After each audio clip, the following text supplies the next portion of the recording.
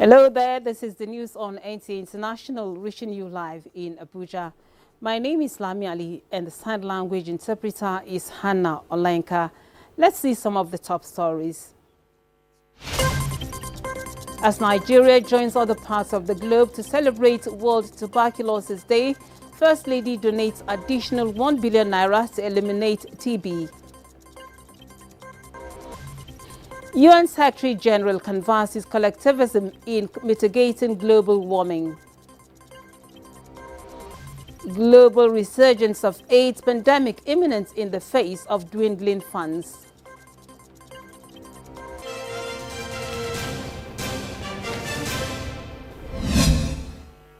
President Bola Tinubu has officially launched the Nigerian Youth Academy aimed at empowering young Nigerians to participate actively in nation building.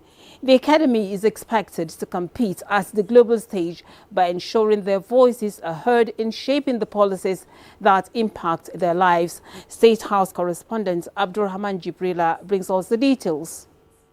This academy will focus on three critical areas: education and skills development, economic empowerment, and leadership and civic engagement.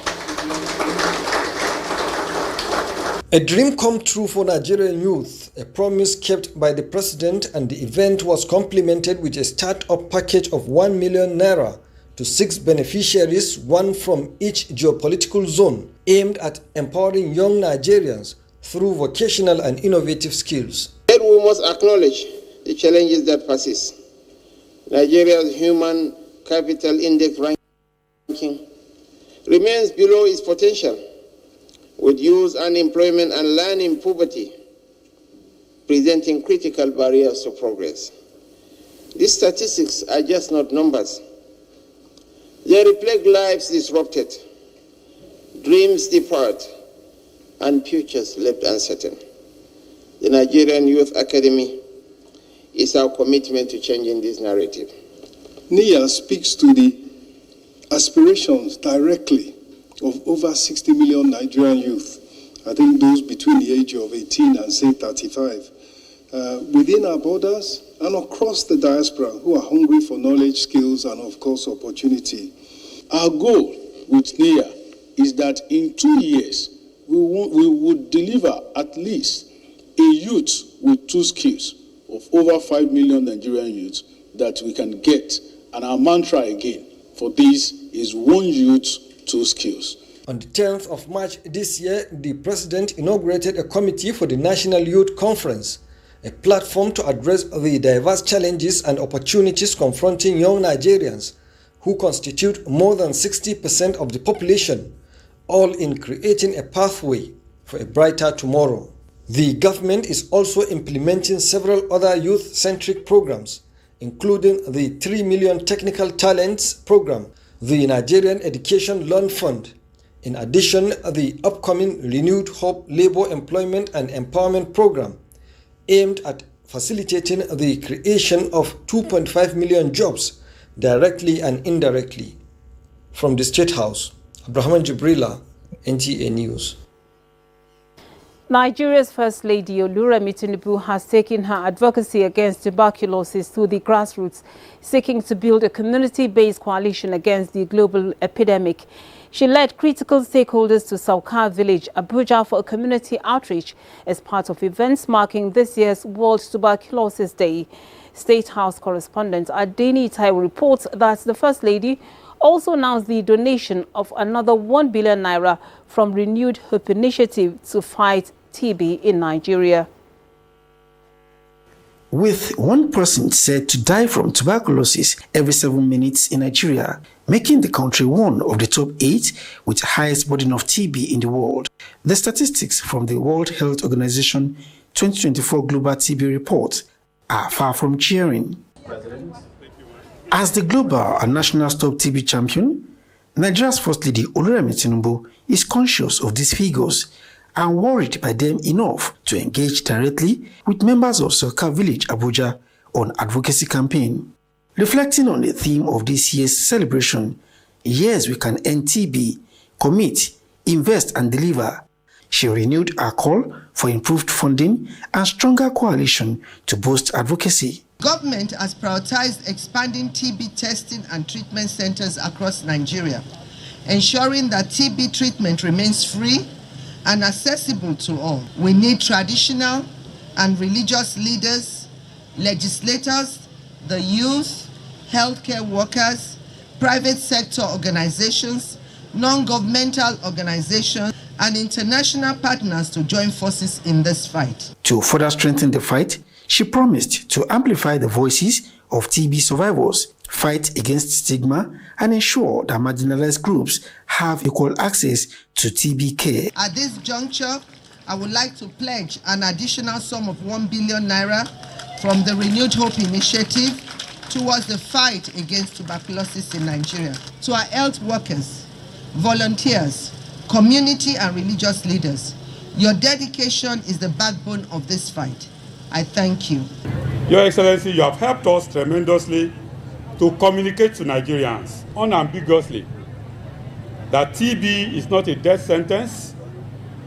It can be prevented. By bringing the campaign and advocacy against TB to Soka community is fundamental to mitigate the impact of the disease and eliminate any associated stigma in vulnerable populations. The First Lady also facilitated the establishment of a primary health center in Soka village as their first fruit for embracing the Stop TB campaign. From Soka village in Abuja, NTAi, NTAi News. Now, 2025 World TB Day will remain remarkable for the people of Soka community in Abuja as First Lady Oluremi Tinubu promises to address their long-standing concern of having a health facility. Uche Gochukwu was at the community where many people received free screening and treatment for tuberculosis. This is Soka Village, a community tucked away on the fringes of Abuja, Nigeria's capital. Here, an estimated 3,000 people live, most in cramped, poorly ventilated homes, where daily survival often takes precedence over health. With overcrowding, poor sanitation and a lack of clean water, Soka Village provides a fertile ground for the spread of tuberculosis. The absence of healthcare facilities only worsens the situation, making early detection and treatment nearly impossible. It is these glaring vulnerabilities that have made Soka Village the focal point of this year's World TB Day activities. For the first time in years, there is a glimmer of hope, spearheaded by the First Lady Oluremi Tinubu. A health facility is on the horizon. TB is a serious health issue in our country, especially in remote communities where many people may not have access to TB diagnosis and treatment. However, the good news is that TB is preventable. The World Health Organization called urgent investment into TB care, lamenting that drastic and abrupt cuts in global health funding threaten to reverse decades of progress to combat the disease.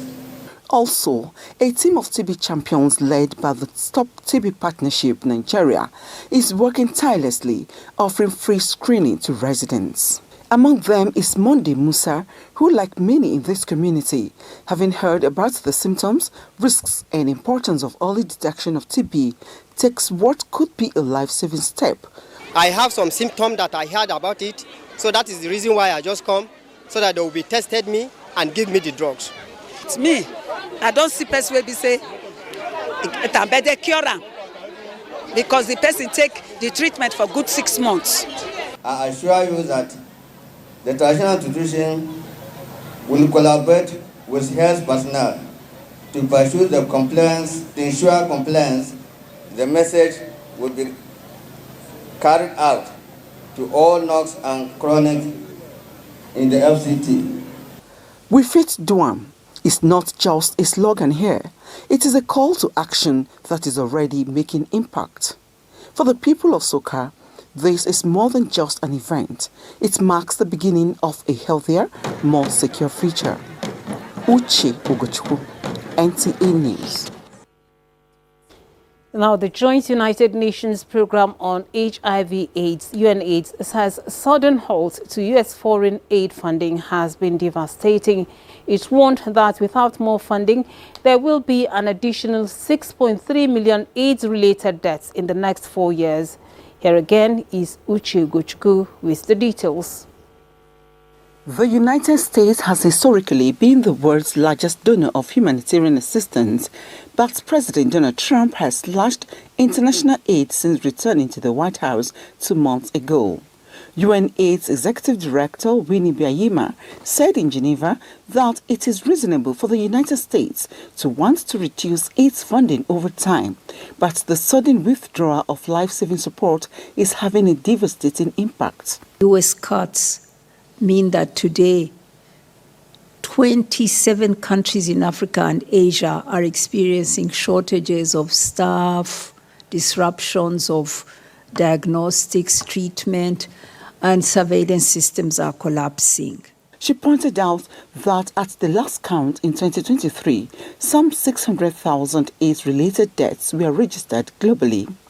We also expect an additional 8.7 million new infections.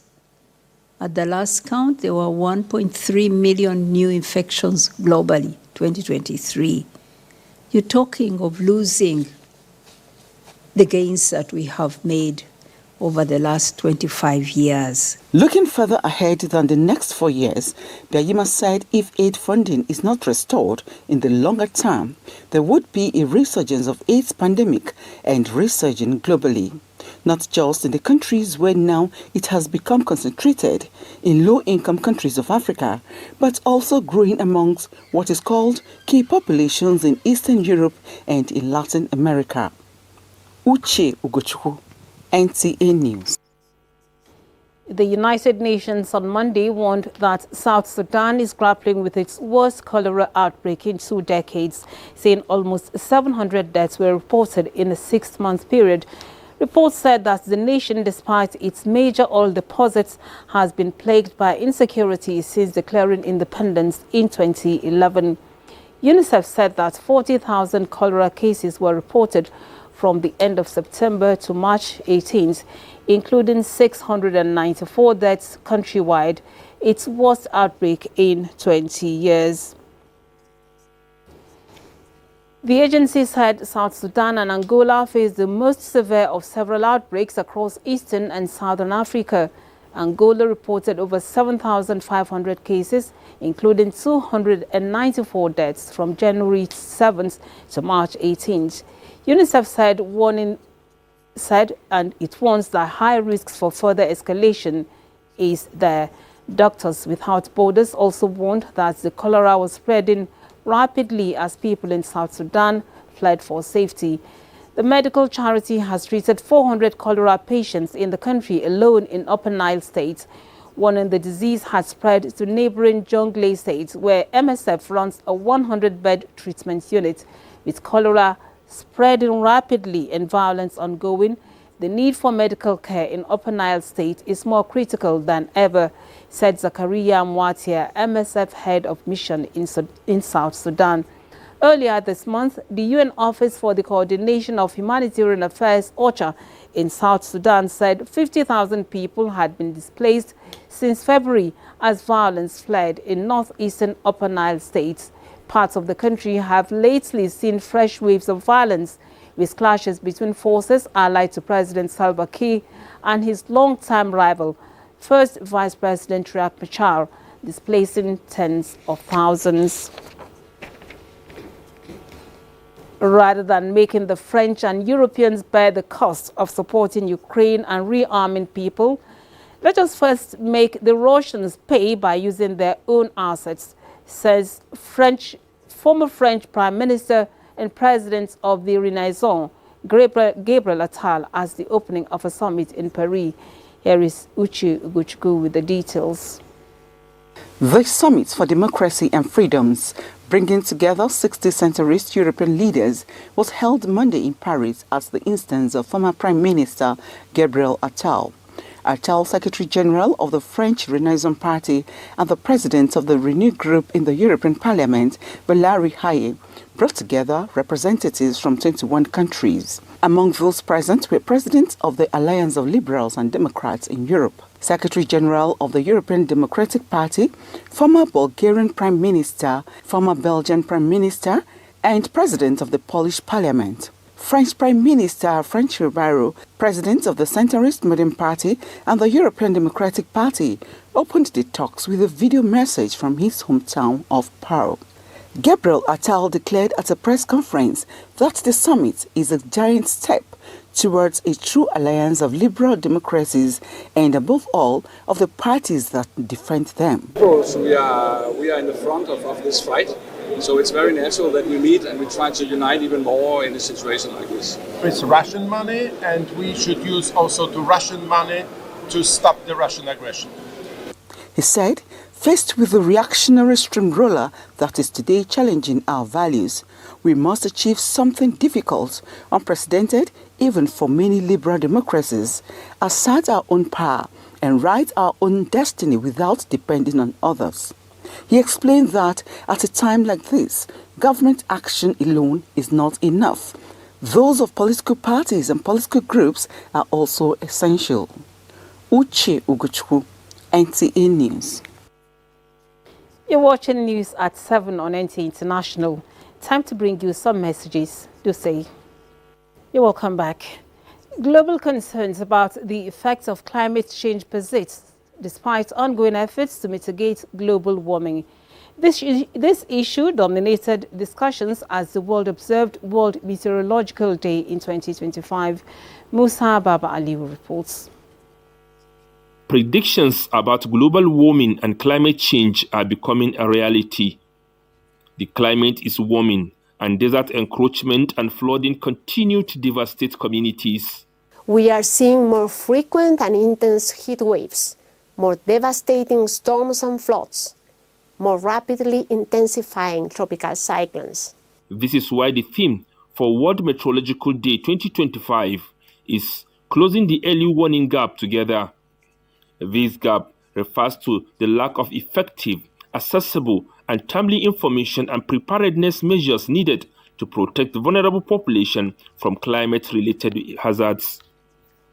The Nigerian Meteorological Agency, NIMET, has expressed its commitment to bridging the existing warning gap in the country. We continue to work towards upgrading our weather systems, providing quality observation and robust weather forecasts to trigger preemptive measures and equip stakeholders with the necessary tools to interpret early warnings and respond with early actions. In the meantime, the United Nations Secretary General Antonio Guterres emphasizes the need for political support in the fight against climate change and global warming. In his message marking World Meteorological Day, Guterres highlights the necessity of high-level political commitment within countries to address environmental challenges effectively. Moving away from polluting fossil fuels, the leading cause of this chaos, towards renewable power holds immense promise for us all. It's healthier, cheaper, and more secure. The Nigerian Meteorological Agency used the occasion to celebrate the renowned international Nigerian meteorologist, Professor Godwin Patrick Obasi. Musa Baba Aliyu, NTAi News. The chairman, Nigerians in Diaspora Commission, NIDCAM, Abike Dabiri Erewa, says over 956 Nigerians have been evacuated from Libya in the first quarter of 2025 alone, courtesy of the International Organization for Migration, Nigeria, and the National Commission for Refugees, Migrants, and Internally Displaced Persons offices. In a statement, the Commission explained that the returnees were brought back home in 6 tranches from January to March 2025. Now, the federal government has officially flagged off the reconstruction of the 125-kilometer Benin-Asaba Expressway, a vital road corridor in the southern part of the country. President Bola Tinubu, who performed the event this Sunday, was represented by the Edo State Governor, Monday Apollo. Kenneth Nanim reports. The 125-kilometer Benin-Asaba dual carriageway will serve as a major link between the southeast, south-south, and some parts of the southwest of Nigeria, connecting vibrant economic regions of the country, and will be funded by the Benin-Asaba Express Concession Company Limited, Africa Plus Partners Nigeria Limited Consortium, with a 30-month completion period. President Tinubu, represented by Governor of Edo State, notes that the federal government has prioritized infrastructure development, especially road construction, as a catalyst for economic transformation. We are gateway to the nation. Minister of Works David Umahi is optimistic that the project will enhance transportation, economic growth, and regional integration, noting that the partnership driving the project would enhance the safety and efficiency of travels while unlocking the potential of the region. This program wouldn't have held if not the intervention of Mr. President. It's like cashless program. We will not see any money, but the work will be going. There is no section from Lokoja, to Benin, to Warri, to Bayelsa, to Rivers, to Akwa Ibom, and to Cross River. There is no section that President is not working on. Major stakeholders in the areas appreciated the effort of the current administration towards infrastructure development. Kenneth Nanim, NTAi News. 3 out of the 12 inmates who escaped from the Medium Correctional Center in Kotonkarfe, Kogi State, have been recaptured, while the search for the remaining 9 intensifies in the state. Jonathan Omajali reports.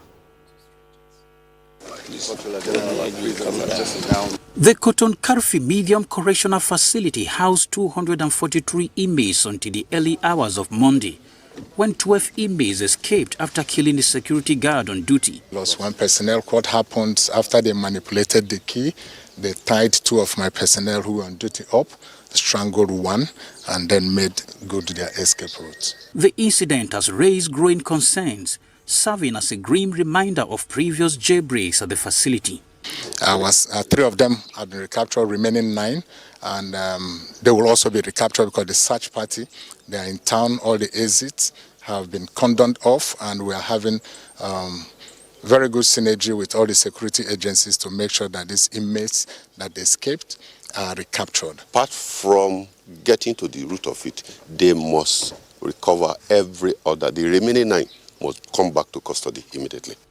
Disturbed by the attack, the Ohimegeigu of Kotonkarfe has directed local chiefs and security personnel to step up efforts to recapture the fleeing inmates. On my part, I have sent messages to the village chiefs around the facility. The chief of Osuku, Onzo, Ogbendu, and Pareke. These are the immediate communities around the facility.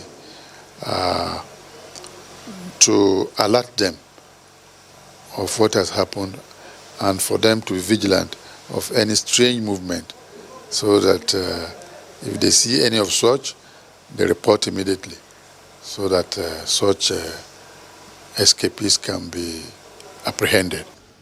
The last attack on the facility was in 2016.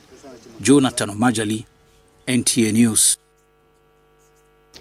Now, the Minister of Interior, Olubunmi Tunji-Ojo, has ordered immediate probe into the jailbreak incident at the Kotonkarfe Correctional Center in Kogi State.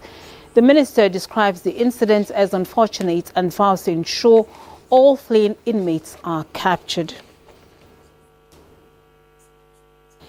The Nigerian Air Force component of Operation NTAi has executed devastating airstrikes on a terrorist enclave north of Chiralia, a known hideout within the notorious Timbuktu Triangle. The precision airstrikes conducted over the weekend resulted in the neutralization of multiple terrorists and the destruction of 3 gun trucks, significantly disrupting terrorist activities in the region.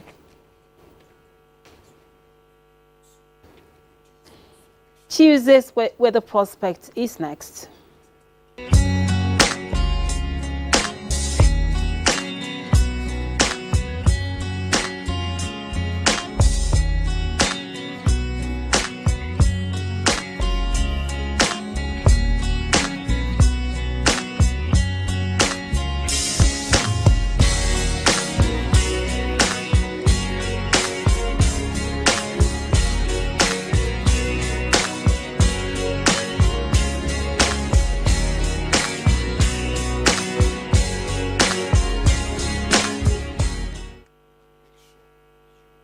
And that's the news at 7. We thank you for being a part of it. I'm Lami Ali.